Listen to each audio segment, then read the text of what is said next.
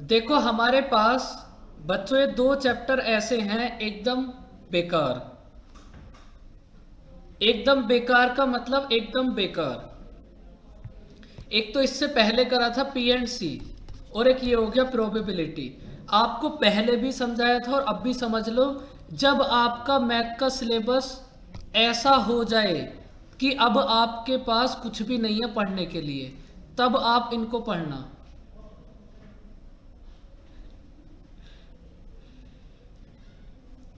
नहीं देव, ये तो आपसे भी बेकार है, आप सबसे भी। देखो इन दोनों चैप्टर को तभी पढ़ना जब पढ़ने के लिए कुछ बचे ना, क्योंकि ये चैप्टर मैं आपको हर क्लास में समझाता हूँ, कभी भी आपको पास फेल डिसाइड बिल्कुल नहीं करेंगे। तो सबसे पहले उन चैप्टर्स को स्ट्रॉन्ग करो जो पास या फेल डिसाइड करेंगे।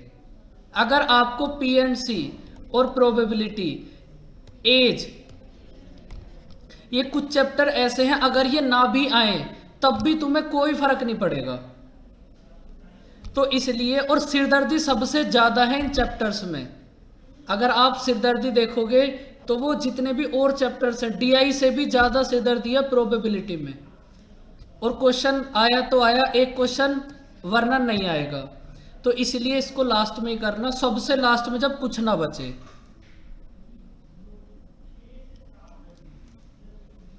देखो अभी हम प्रोबेबिलिटी कर रहे हैं तो इसकी ऐसी कोई भी मार्किंग नहीं है। अगर एग्जाम में आया एक क्वेश्चन तो फिर आ जाएगा, वरना तो नहीं आएगा। तो इसका मतलब ये चैप्टर कभी भी आपका पास फेल बिल्कुल डिसाइड नहीं करेगा, कभी भी। देखो दीपाली, है तो करके अपना नोट करके रख लो।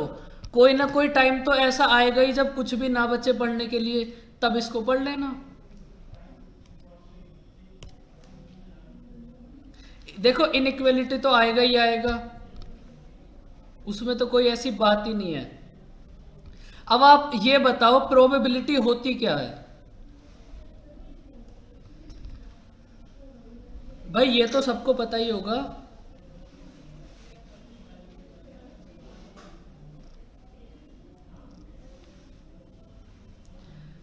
प्रोबेबिलिटी होगी आपके पास कोई भी वर्क है उसके होने की कितनी पॉसिबिलिटी है, कितनी संभावना है, कुछ भी। आप ये बताओ परमुटेशन कॉम्बिनेशन और प्रोबेबिलिटी में क्या डिफरेंस है। परमुटेशन कॉम्बिनेशन और प्रोबेबिलिटी में क्या डिफरेंस है, बताओ बच्चों।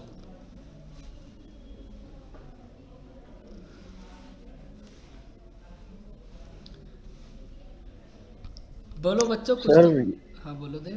परमुटेशन एंड कॉम्बिनेशन ये है कि मतलब परमुटेशन एंड कॉम्बिनेशन फिक्स्ड है, और प्रोबेबिलिटी पॉसिबिलिटी के ऊपर पॉसिबिलिटी, डिपेंड करता है। बिल्कुल। भाई परमुटेशन कॉम्बिनेशन में आपके पास जो भी वैल्यू आएगी वो फिक्स आएगी, कि कोई भी काम इतने मेथड से हो सकता है।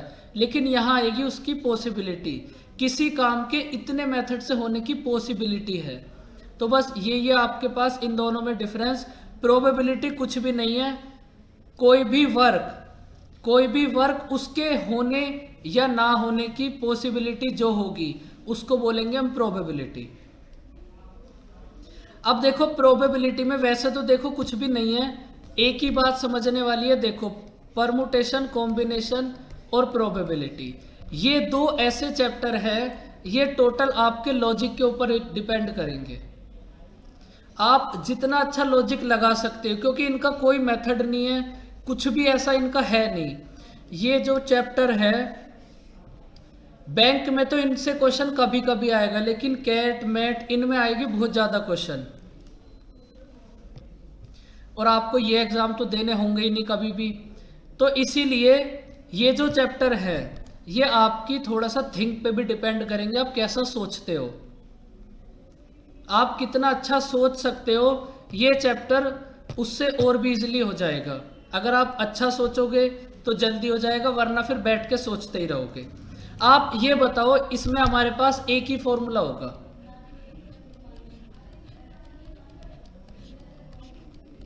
प्रोबेबिलिटी क्या होती है बताओ।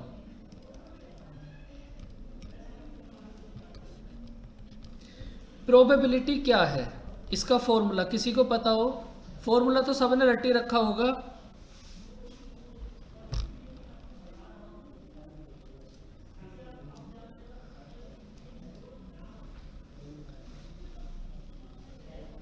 देखो वैसे समय काटने के लिए बहुत अच्छा चैप्टर है, बिल्कुल। हमारे पास इसका फॉर्मूला है favourable outcome, total number of favourable outcome. भाई इतनी बड़ी इंग्लिश को आप नोट कर लेना। Favourable outcome, total number of favourable outcome upon total outcome,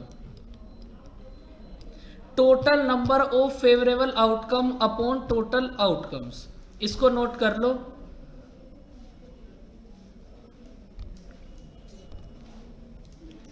total number of favourable outcomes upon total number of outcomes. बताओ बच्चों, नोट कर लिया?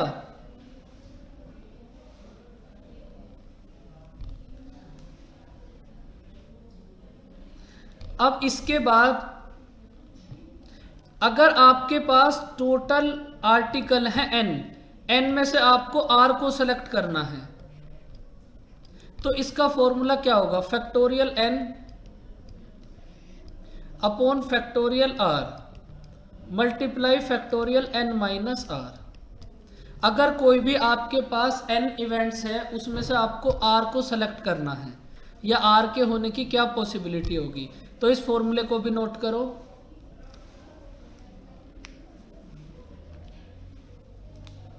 NCR factorial n upon factorial r into factorial n minus r। बच्चों हो गया note?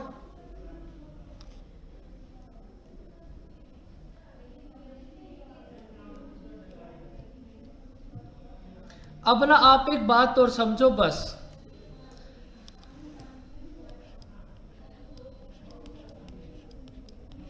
कोई भी number है, अभी पहले इसको ऐसे ही समझो। देखो सपोज हमारे पास एक नंबर है 3/4। सपोज हमारे पास कोई भी नंबर है p/4। अगर हम इस 3/4 को 1 में से सब्ट्रैक्ट करें तो हमारे पास क्या आएगा? कोई भी एक नंबर है हमारे पास 3/4, अगर हमने इस 3/4 को 1 में से सब्ट्रैक्ट कर दिया तो हमारे पास क्या आएगा बच्चों? 1/4। और फिर जब हम 3/4 और 1/4 को ऐड करेंगे तब हमारे पास कितना आएगा? 1। भाई कोई भी नंबर है हमारे पास 3/4, अगर हमने 3/4 को 1 में से सब्ट्रैक्ट करा तो हमारे पास कितना आएगा? 1/4।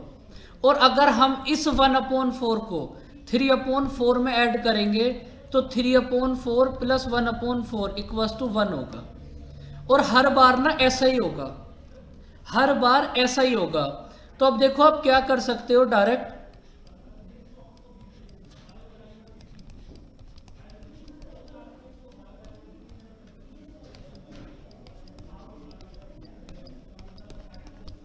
इसको नोट करो।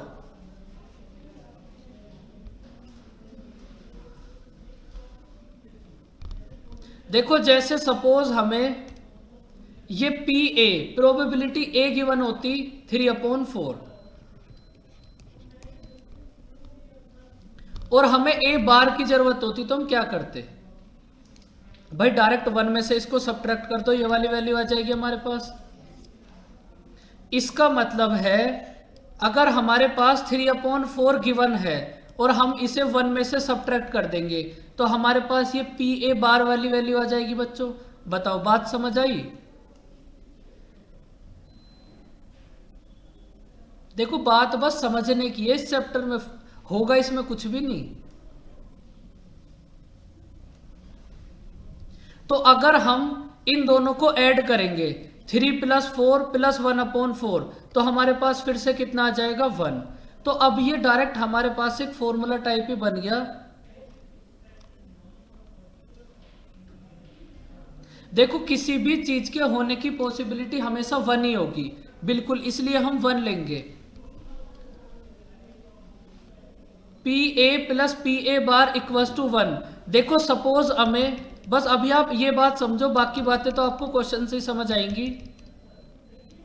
आप बस इतना समझो, सपोज हमें ये पी ए की वैल्यू गिवन होती 1/4, अगर हमें ये वैल्यू गिवन होती 1/4 और हमें इस वाली वैल्यू की नीड होती, तो हम कैसे फाइंड आउट करेंगे? बस इतना बता दो।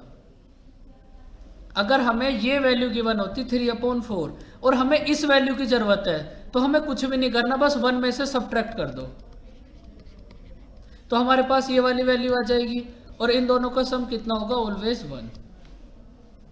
तो फिलहाल आपको बस इतना ही समझना था। अब देखो यहां हमारे पास एक कंडीशन और है, मल्टीप्लाई और ऐड। मल्टीप्लाई करोगे या फिर ऐड करोगे? भाई कोई बच्चा बताएगा कब हम मल्टीप्लाई करते हैं, कब हम ऐड करते हैं?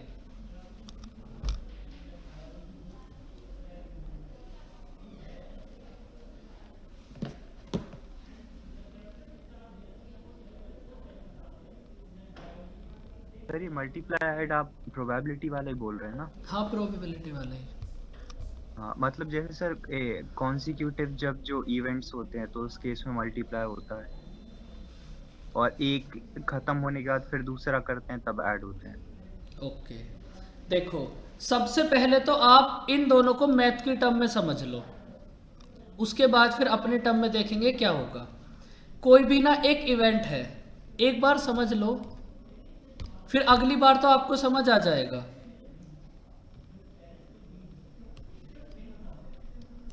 कोई भी एक इवेंट है,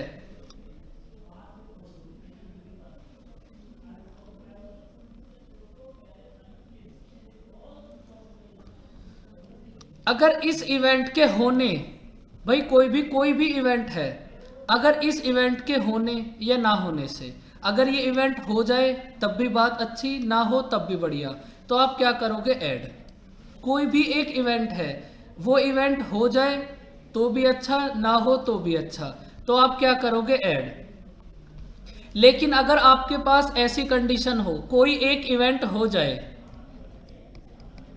यहां आपके पास दो इवेंट हैं, कोई एक इवेंट हो जाए, कोई भी एक इवेंट है वो हो गया और दूसरे वाले पे ना कोई भी फर्क नहीं पड़ा, तो यहां क्या करोगे? मल्टीप्लाई। बताओ बच्चों, बात समझ आई?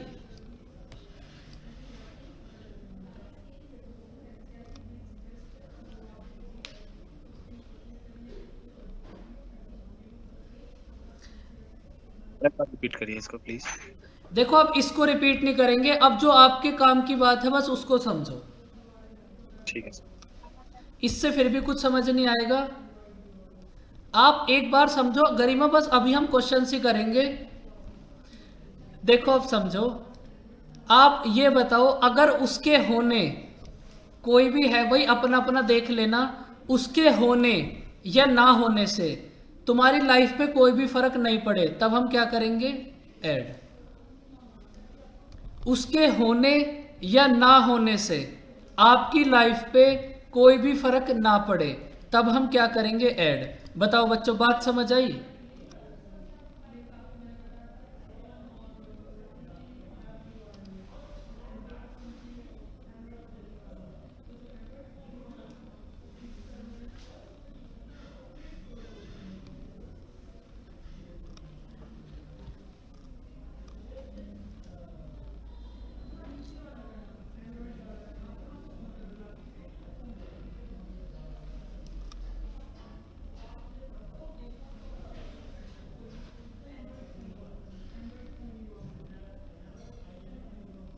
नहीं बच्चों, ये मैंने उल्टा बता दिया। अंजलि आपने नहीं बताया, आपको तो मैंने अब देखा है। सॉरी बच्चों, फिर से समझो। सॉरी, ये दोनों केस थोड़े ऐसे ही हैं, कोई बात नहीं, ये भी समझ आ जाएगा। वो जो अभी हमने देखा था ना, वो सेकंड वाले का था। देखो जब आपके पास ऐसी कंडीशन हो, नहीं अंजलि आपने सही बताया था, या तो वो तुम्हारी होगी या वो तुम्हारी नहीं होगी। बच्चों अब इसको समझो, या तो वो तुम्हारी होगी, पहले लड़के समझ लो उसके बाद लड़कियां समझ लेना, या तो वो तुम्हारी होगी या फिर नहीं होगी, तब हम क्या करेंगे? ऐड। या तो वो तुम्हारा होगा या फिर नहीं होगा, तब हम क्या करेंगे? ऐड। बताओ बच्चों, बात समझ आई? ये थोड़े कंफ्यूजिंग हो ही जाते हैं।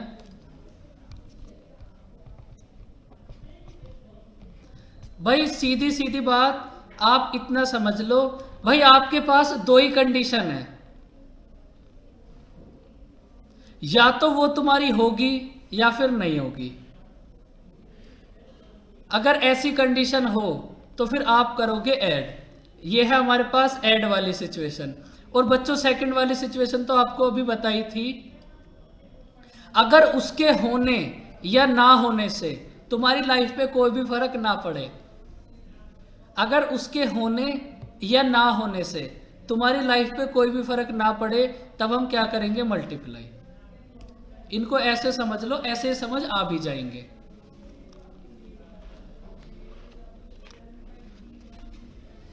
क्योंकि आपको मुझे लगता है ऐसे ही समझ आएंगे। बताओ बच्चों, बात समझ आई?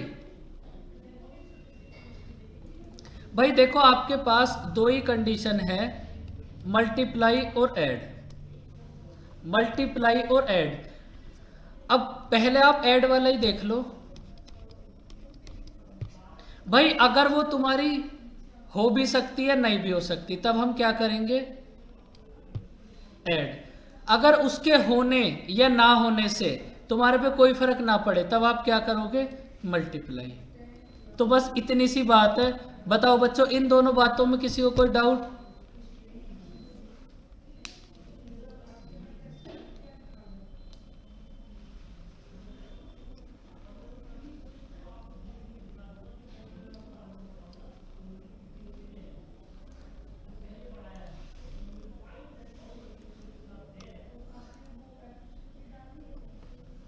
देखो, अब आप मुझे एक बात बताओ, आप में से कोई ऐसा स्टूडेंट जिसको कार्ड्स की नॉलेज ना हो? भाई कार्ड्स तो आप सब समझते ही हो ना।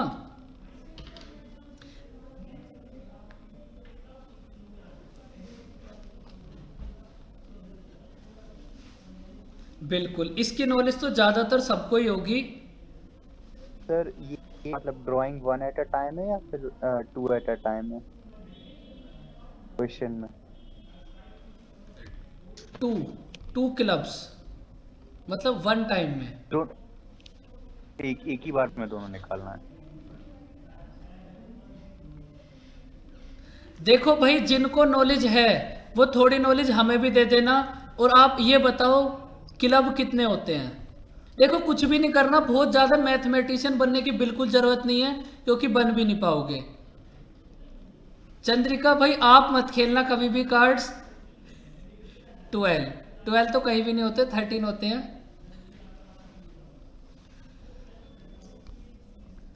देखो, आपके पास ये जो क्लब्स होते हैं, टोटल क्लब कितने होंगे? 13। भाई टोटल क्लब है हमारे पास 13, और 13 में से हमें करना क्या है? 2। तो 13 में से आप 2 कार्ड्स को कितने टाइप से कर सकते हो? NCR अपॉन, ये है आपके पास फेवरेबल आउटकम। भाई 13 कार्ड्स में से 2 आने की पॉसिबिलिटी, ये है फेवरेबल आउटकम। टोटल आउटकम कितने होंगे? टोटल कार्ड हमारे पास कितने हैं? 52। 13 में से 2 आने की पॉसिबिलिटी और 52 में से 2 आने की पॉसिबिलिटी। इसको सॉल्व करो, आंसर आ जाएगा। सर हाँ बोलो। सर मैंने किया था, तो 52 में से 13 वो जो कार्ड है ना, उसका आने का पॉसिबिलिटी, और 13 में से 2 आने का पॉसिबिलिटी। इतना नहीं लगाना, बस इतना लगाना है जितनी ये है। बच्चों आप इतना ज्यादा क्यों? आज ये बात बता ही दो। सर 13 कहाँ से आ रहा है? 52 का तो समझ में आ गया। 13 कहाँ से आया? Very good. अभी मैं आपका देखूं, कार्ड्स वाली बात पे आपने क्या बोला था? क्लब्स कितने होते हैं? नहीं पता सर। नहीं पता। भाई क्लब्स कितने होते हैं? 13। जो हमारे पास वो होते हैं ना कार्ड्स, उन कार्ड्स में ना 13 क्लब्स होते हैं। अच्छा। तो 13 में से 2 आने की पॉसिबिलिटी और टोटल 52 में से 2 आने की पॉसिबिलिटी। अच्छा सर, ये क्लब ही मुझे नहीं पता था। कोई बात नहीं, इस ये तो बच्चे एक्सपर्ट है हमारे, ये बता देते क्लब्स तो। अब देखो करो इसको सोल्व। क्या बोले? चिड़ी। भाई चिड़ी बोलो, अब समझ आया रितेश? जी क्लब्स को हम चिड़ी भी बोलते हैं। सर, कभी खेली ही नहीं है सर ये, मैंने तो पता नहीं मुझे। कभी खेले नहीं? नहीं सर। चलो फिर बहुत अच्छी बात है, लेकिन कोई बात नहीं, देखो पता चल जाएगा धीरे धीरे। अब देखो करो इनको solve. Factorial 13 upon factorial 2 multiply factorial 11। भाई हमने यही फॉर्मूला नोट करा था ना, NCR, factorial n upon factorial r और n minus r upon. Same ऐसे ही अब आप इसको नोट करो 52 को, 52 अपॉन फैक्टोरियल 2 मल्टीप्लाई 50। करो इनको सोल्व, अब बताओ आंसर कितना होगा। देखो ये दोनों तो हमारे पास कट जाएंगे,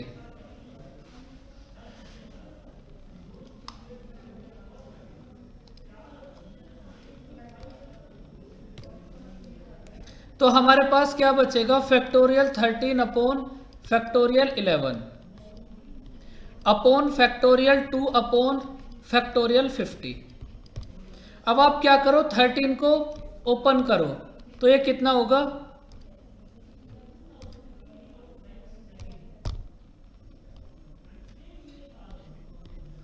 thirteen multiply 12 multiply factorial 11 upon, ये है factorial 11 upon 52 multiply 51 multiply factorial 50 upon factorial 50। बस अब इनको यहां से कट कर दो, आंसर आ जाएगा। तो हमारे पास ऊपर क्या बचेगा? 13 मल्टीप्लाई 12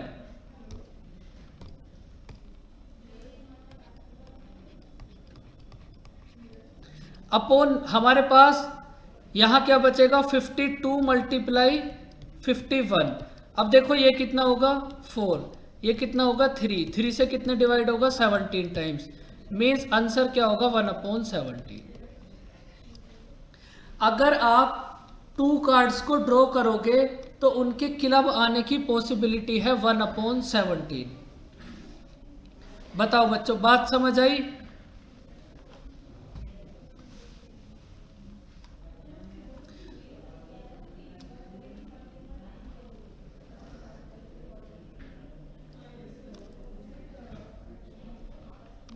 करो अब एक बार इसको ट्राई।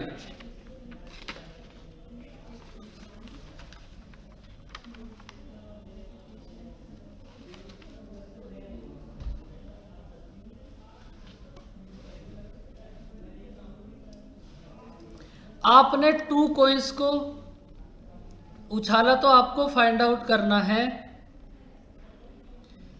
एक टेल आने की पॉसिबिलिटी।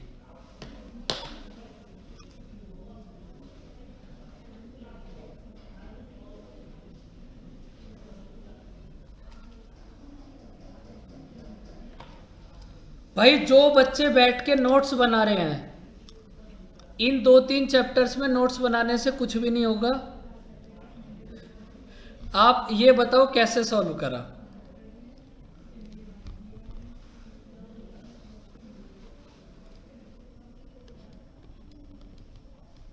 फिर 1 माइनस दोनों पर हेड्स आ जाए वो वाला कर देंगे ना। बिल्कुल।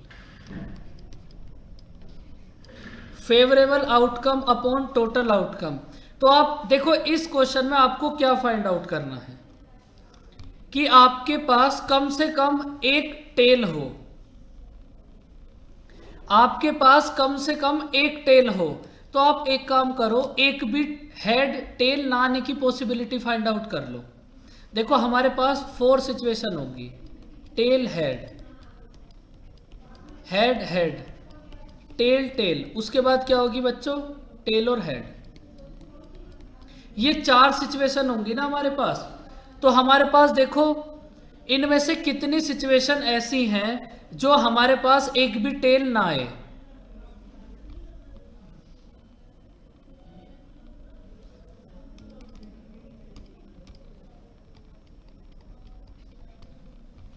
भाई हमारे पास एक ही सिचुएशन ऐसी है जिसमें आपके पास ना कोई भी टेल नहीं आएगा।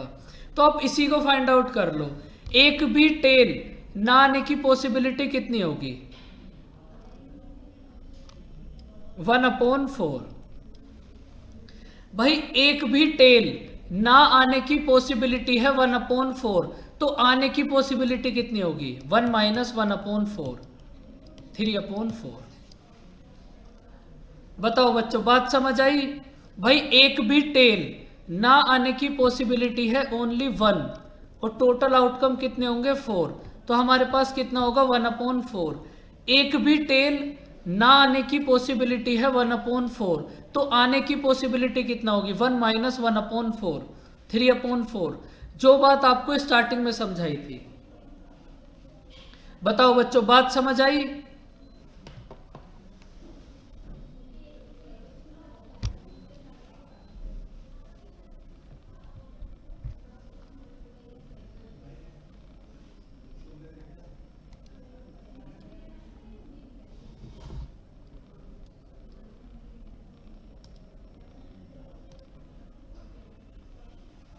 अब करो इसको ट्राई। भाई इसमें अगर कोई ऐसे किसी खास कार्ड की जरूरत हो तो बता देना। देखो इसमें रूल वही फॉलो होगा, लेकिन यहाँ जो कंडीशन है ना वो छोटी सी है। तो हमें पता ही है अगर हमारे पास 2 कॉइन्स हैं तो हमारे पास 4 आउटकम होंगे।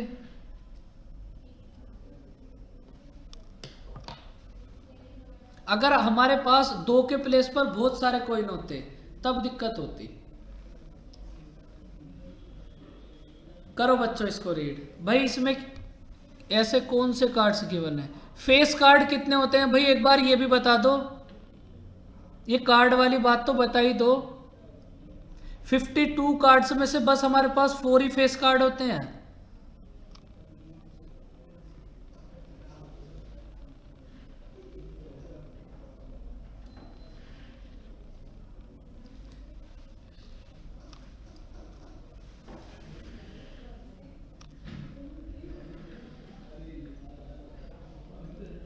बच्चों तुम कभी किसी के साथ कार्ड मत खेलना। हमारे पास फेस कार्ड बस 12 होते हैं, बताना कौन कौन से होते हैं। चलो पहले 12 बताओ आप। भाई क्वेश्चन तो तभी करोगे तब आपको कार्ड पता हो।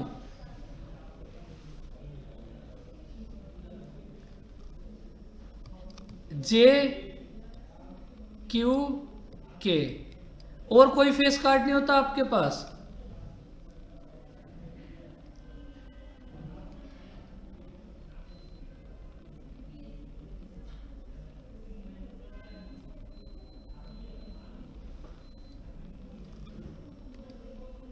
बादशाह को तो आप भूल ही गए। भाई वो भी तो फेस कार्ड ही है, उसका भी तो बहुत सुंदर सा फेस होता है। सर ये कहाँ होता फेस कार्ड? ये फेस कार्ड ही तो होता है, जिनके फेस होते हैं नहीं जरूरी थोड़ी ना वही फेस कार्ड होते हैं। सर वही तो होते हैं। ये भी फेस कार्ड ही होता है। अच्छा देखो इसमें कोई मतलब ऐसी बात नहीं है, ये फेस कार्ड ही होता है। तो इसको आप क्वेश्चन को इसके हिसाब से करोगे।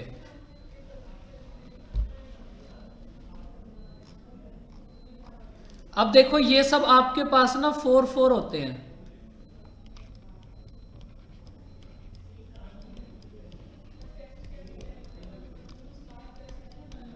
तो आपके पास टोटल फेस कार्ड कितने होंगे।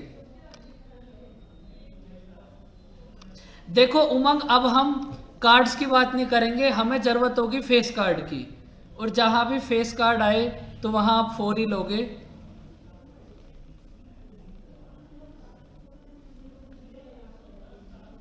देखो ये जो एस है इसका तो इतना सुंदर सा फेस बना हुआ होता है कुछ ऐसे करके।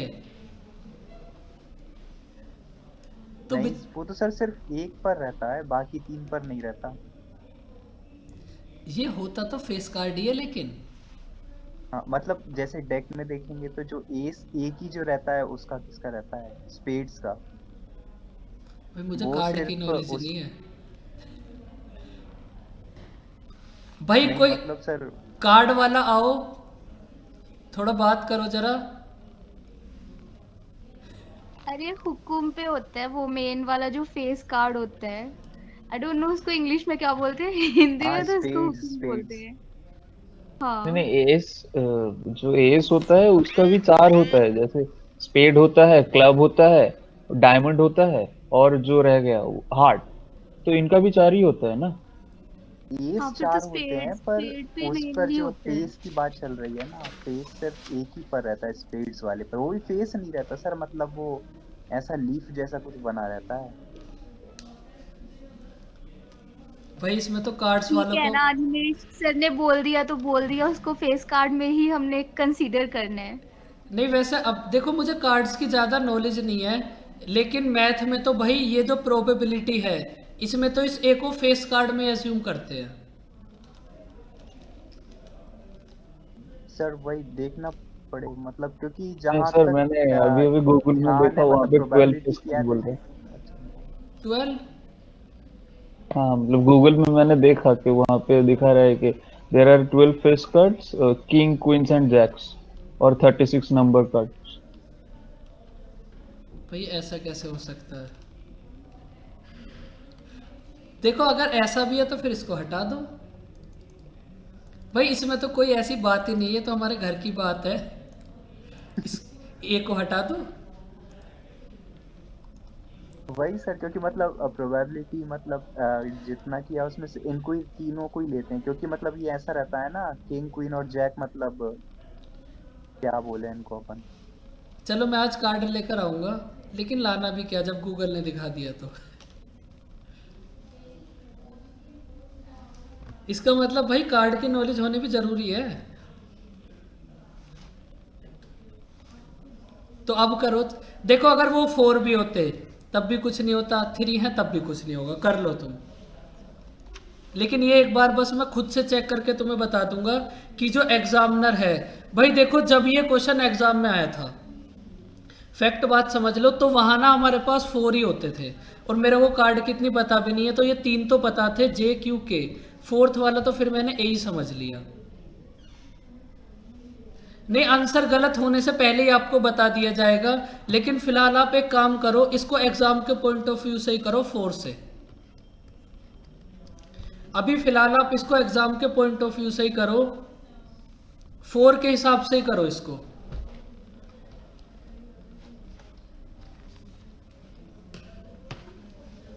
लेकिन बस अब मुझे कार्ड ही सीखने हैं बस। एक जीवन का एक ये भी हो गया गोल। मुझे इसमें बड़ी दिक्कत आती है जहां कार्ड्स की बात हो, कुछ समझ ही नहीं आता। तो बताओ बच्चों, चलो आप इसको 4 डेक से ही लेना करो। सर, आज तो मस्त एक कि- डेक लेना बढ़िया सा।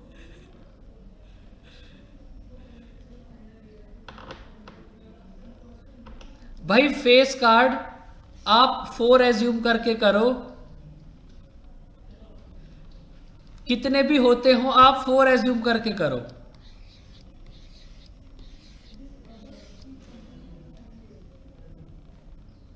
बाकी एक बार अब एग्जाम में देखना पड़ेगा, एग्जाम में जो क्वेश्चंस आए हैं उनमें कितने फेस कार्ड्स को एज्यूम करा है, क्योंकि पास या फेल तो एग्जाम में ही होगे। तो देखो हमारे पास कितने फेस कार्ड होंगे, 16। 16 में से 1 आने की पॉसिबिलिटी अपॉन 52 में से 1 आने की पॉसिबिलिटी, तो ये हमारे पास कितना होगा, 16 अपॉन 52, और ये कितना होगा, 4 अपॉन 13। अगर आप 4 को लेके करोगे तब, और ये बात मैं आपको पहले ही बता दूंगा कि एग्जाम में कितना एज्यूम करा है।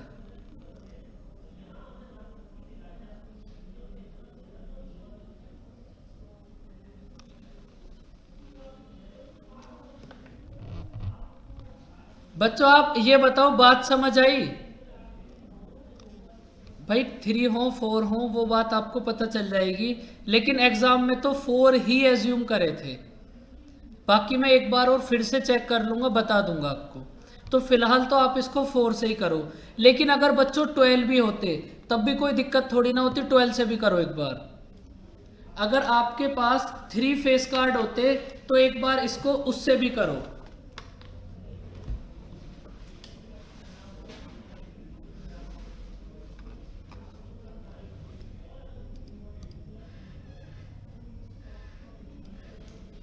भाई अगर आपके पास 12 फेस कार्ड होते तब भी कोई दिक्कत थोड़ी ना होती, 12 में से 1 आने की पॉसिबिलिटी अपॉन 52 में से 1 आने की पॉसिबिलिटी, तो ये हमारे पास कितना हो जाता?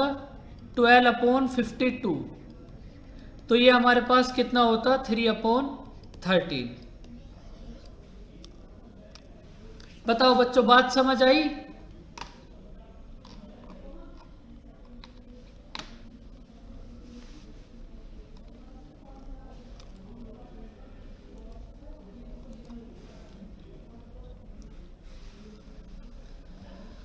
करो इसको रीड और बताओ कैसे करोगे।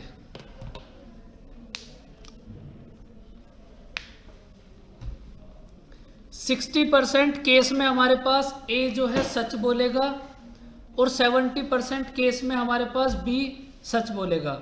तो आपको फाइंड आउट करना है कितने पॉसिबिलिटी होगी कि दोनों सेम बोले, कि या तो दोनों सच बोले या फिर दोनों झूठ बोले। बहुत इजी से क्वेश्चन है ये, जो समझ गए वो समझ गए, जो नहीं समझे वो कभी नहीं समझेंगे।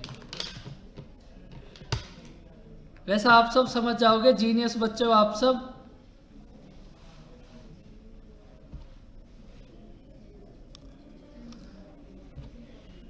देखो जब आपको फाइंड आउट करना है दोनों सेम बोले, भाई दोनों सेम कैसे बोल सकते हैं? या तो दोनों हमारे पास सच बोलेंगे या फिर दोनों हमारे पास झूठ बोलेंगे। यही तो कंडीशन होगी हमारे पास, या तो दोनों सच बोलेंगे या फिर दोनों झूठ बोलेंगे। तो हम क्या करेंगे देखो,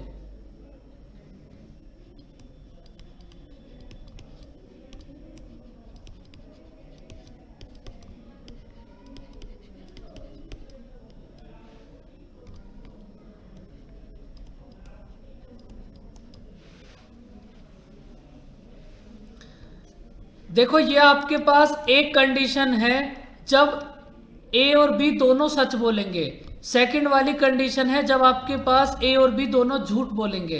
तो पहले हम सच वाली कंडीशन देखते हैं। बच्चों आपको मेरी वॉइस आ रही है?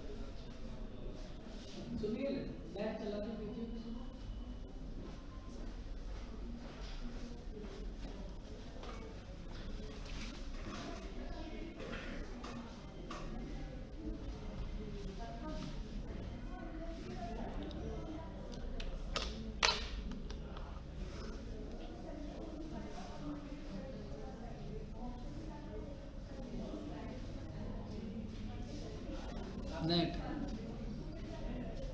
अबे चला गया, इसमें क्या देखना आ रहा हो? तो मैंने बता ही दिया, चला गया। नेट चला गया, नेट तो आ रहा है। अब आया यार, परेशान अभी मत आया। हो।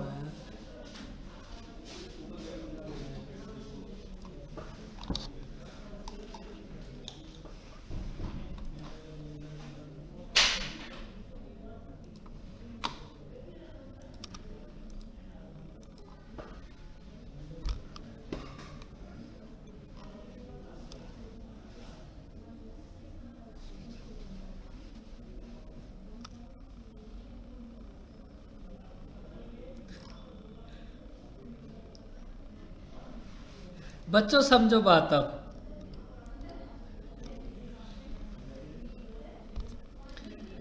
देखो, एक ही सच बोलने के आपके पास कितने परसेंट चांसेस हैं? एक ही सच बोलने के चांसेस कितने परसेंट हैं?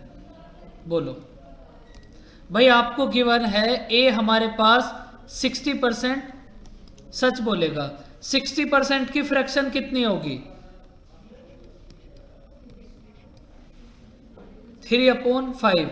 अगर ए हमारे पास 60% केसेस में सच बोलेगा तो कितने परसेंट केस ऐसे होंगे जिनमें झूठ बोलेगा? 40%। 40% की फ्रैक्शन कितनी होगी? 2/5। ये तो हो गया ए के लिए। अब आप बी को देखो। बी हमारे पास 70% केसेस में सच बोलेगा।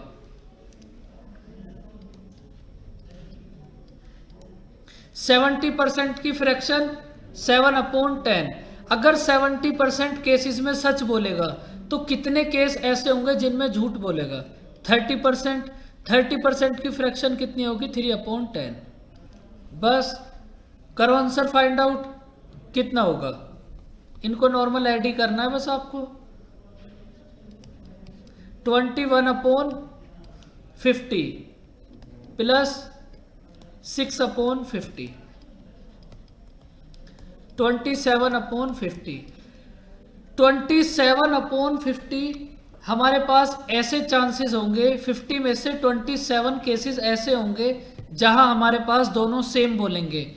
या तो दोनों झूठ बोलेंगे या फिर दोनों सच बोलेंगे। बताओ बच्चों, बात समझ आई?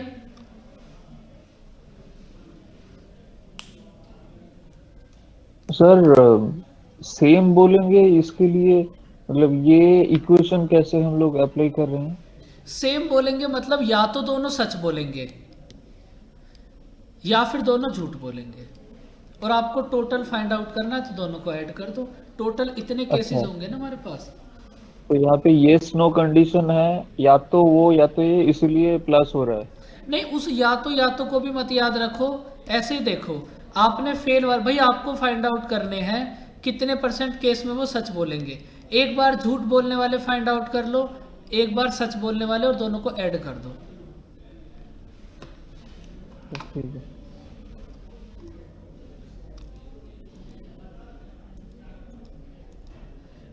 देखो बच्चों, आज हमारे यहाँ एक स्पेशल सेशन हो रहा है आईएएस वाले बच्चों का। आपका भी कराना है क्या? मतलब कैसे बचे, प्यार मोहब्बत से कैसे बचा जाए।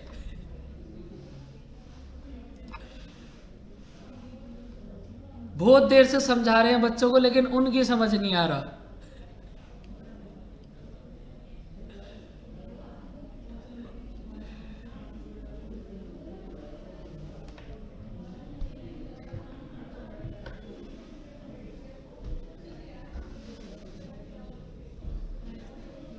अंजलि देखो, अब ये बातें आपके तो बिल्कुल भी काम की नहीं है।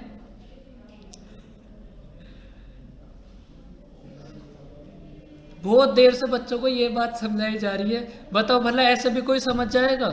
खुद बताओ तुम, इतने तुम समझदार हो,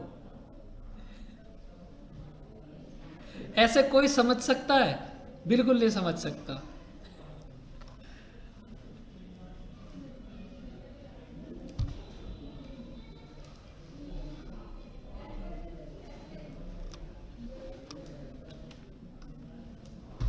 और बच्चों, ऐसे छोटे मोटे सेशंस तो मैं आपके रोज ही लेता रहता हूं। आपको क्या किसी से डरने की जरूरत है?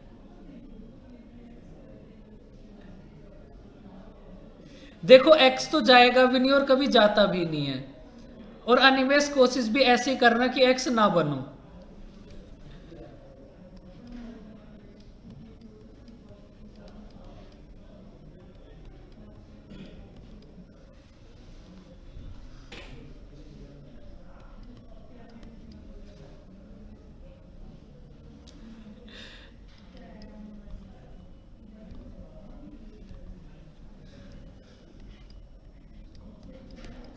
कोशिश तो देखो करते ही रहो।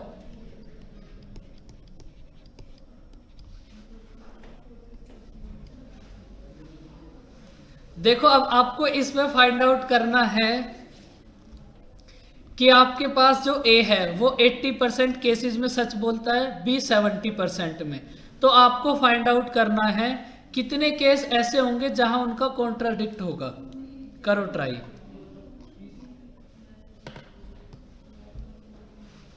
देखो ऐसा कभी मत करना, बहुत खूबसूरत चीज है, प्यार मोहब्बत हमेशा बना के रखो।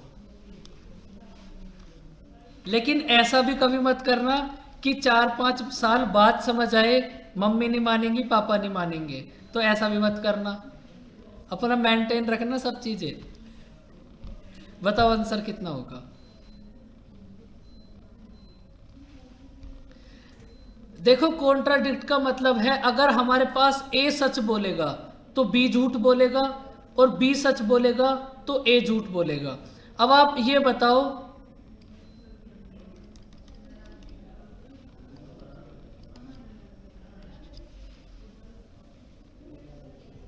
80% केसेस में ना हमारे पास ए सच बोलेगा। देखो आप एक बात बताओ, जब छोले भटूरे का ठेला लगाओगे तो कोई कैसे मानेगा?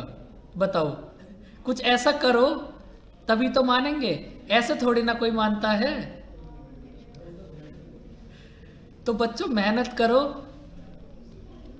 बहुत ज्यादा अगर किसी को मनाना ही है तो। और वो क्यों नहीं मानेगी, वो तो सबसे पहले मानेगी।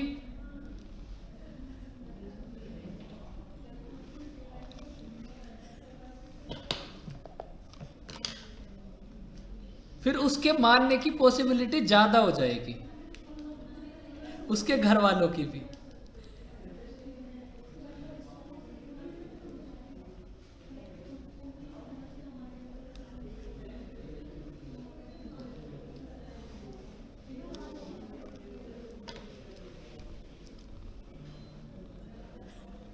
नहीं, हम भी जनरली बोल रहे थे देव, हमें पता है कोई भी बात दिल पे ना ले बिल्कुल भी। अब आप इसको देखो, हमारे पास ए 80% केसेस में सच बोलेगा तो कितने परसेंट केसेस में झूठ बोलेगा? 20%। 20% की फ्रैक्शन कितनी होगी? 1/5। उसके बाद अब बी को देखो, बी हमारे पास 70% केसेस में सच बोलेगा तो 70% की फ्रैक्शन कितनी होगी? 7/10। अगर 70% केसेस में सच बोलेगा तो कितने परसेंट केसेस में झूठ बोलेगा? 30%। 30% की फ्रैक्शन कितनी होगी? 3/10। इन सबको ऐड करो और बताओ आंसर कितना होगा।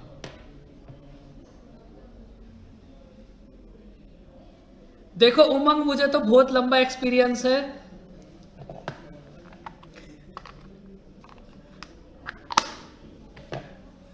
तो आप ये बताओ अब आंसर कितना होगा।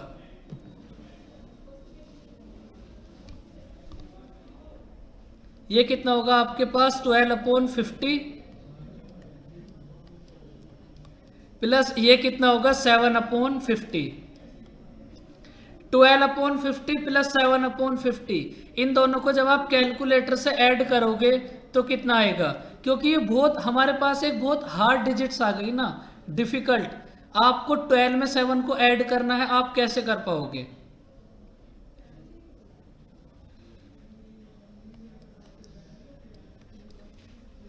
तो आपके पास क्या होगा?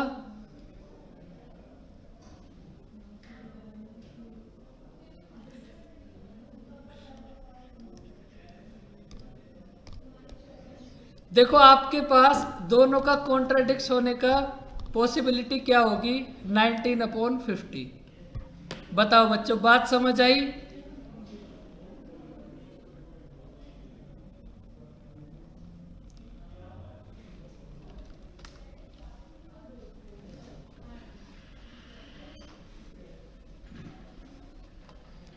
देखो समझ आनी भी चाहिए, सब कुछ समझ आना चाहिए आपको।